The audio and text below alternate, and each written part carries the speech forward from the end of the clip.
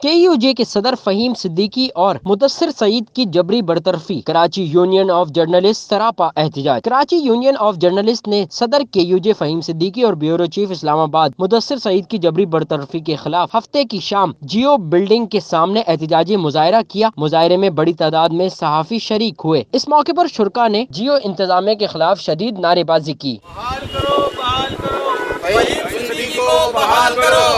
ہم نہیں جانتے ظلم کے ضابطے، تیز ہو تیز ہو جدوجہد تیز ہو۔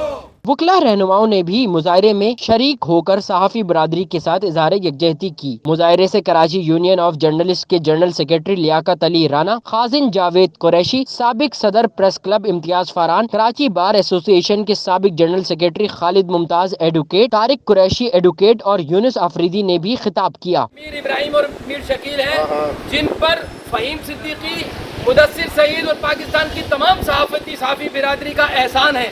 آج مجھے یہ کہنے میں کوئی عار نہیں ہے کہ انہوں نے یہ احسان فراموشی کی ہے، یہ احسان فراموش ہے۔ ہم ایک ایسے شخص کے لیے آج اس کی بحالی کا مطالبہ کر رہے ہیں جو ہمیشہ میڈیا ورکرز اور دیگر جو مزدور رہنما ہیں، قلم کے مزدور ہوں یا دیگر مزدور ہوں، ان کی فلاح و بہبود کے لیے ہمیشہ سرگرم رہے۔ انہوں نے میر شکیل الرحمان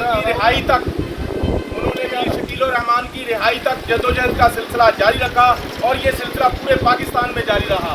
آج جیو نے جب ان کو جنبش قلم ان کو نوکری سے فارغ کر دیا ہے تو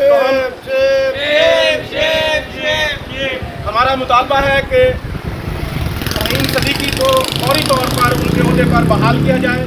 مقررین نے فہیم صدیقی اور مدثر سعید کی جبری برطرفی کی شدید مذمت کی اور مطالبہ کیا کہ صدر KUJ فہیم صدیقی اور مدثر سعید کو فوری طور پر بحال کیا جائے۔ مقررین کا کہنا تھا کہ فہیم صدیقی نے ہمیشہ قلم اور کیمرے کے مزدور سمیت ہر صحافی کے لیے جدوجہد کی۔ انہوں نے میر شکیل کی گرفتاری کے خلاف بھی بھرپور احتجاجی تحریک چلائی، لیکن جیو انتظامیہ نے جس بے حسی اور ظالمانہ طریقے سے انہیں ملازمت سے برطرف کیا ہے وہ بہت قابل افسوس اور قابل مذمت ہے۔ مقررین نے کہا کہ صدر KUJ اور دیگر برطرف صحافیوں کی بحالی تک جدوجہد کا سلسلہ جاری رہے گا۔ سید نعمان گل، C110 نیوز، کراچی۔